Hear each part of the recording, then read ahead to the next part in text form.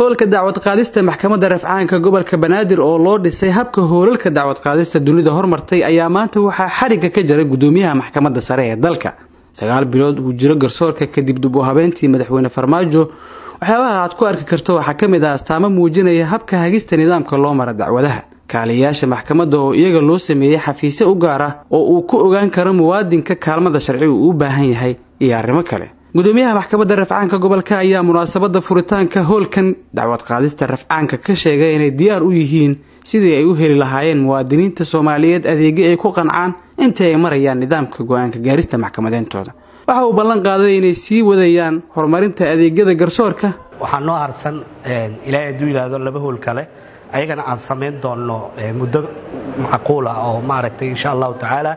waxaan kaloo dib u habeen ku sameeynaa ilaahay duu ilaado habka serviceka dadka ay u helaan fadhiga dadka inaan u diyaarino cafeteria ay ku nasan karaan ay fariisan karaan muddada ay dacwada sugayaan taa waxay qayb ka tahay siyaasadda oo nagu hogaaminayo gudoomiyaha maxkamadda sare ee dalka asagoo wakiil uga ah madaxweynaha jamhuuriyadda federaalka Soomaaliya garsoorka wuxuu ku dadaali doonaa muddada uu joogo kooban ayaa laga dareemi karaa oo 9 bilood ah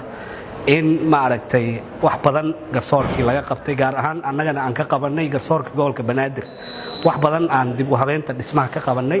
kaabayaashii kaleetana aan ka sugi doono insha Allah taala inta cid ay qosayso dhinaca kale gudoomiyaha maxkamadda sare ee dalka oo halkan hadal ka jeediyay ayaa ku amaanay gudoomiyaha maxkamadda rafcaanka dadaalkiisa waxa uu sheegay inay si laba jibaarayaan howlaha garsoorka si ay tusaale ugu noqdaan hay'adaha kale ee dalka waxaan ku faraxsanahay runtii inaan maanta xariga ka jarno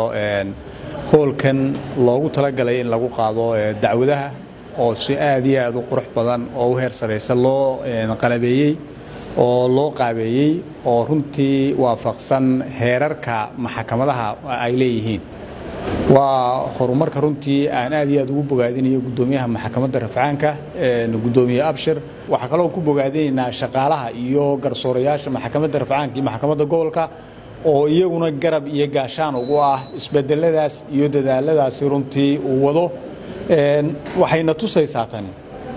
inagoon dibad waxba uga baahan oo kaalmo dibadeed aan helin oo gacan kale cid dibadeed gacanina siin inaynu inagu wax qabsan karno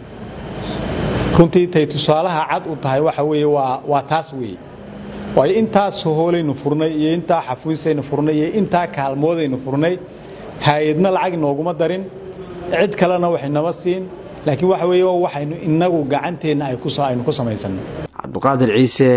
warbaahinta qaranka magaalada Muqdisho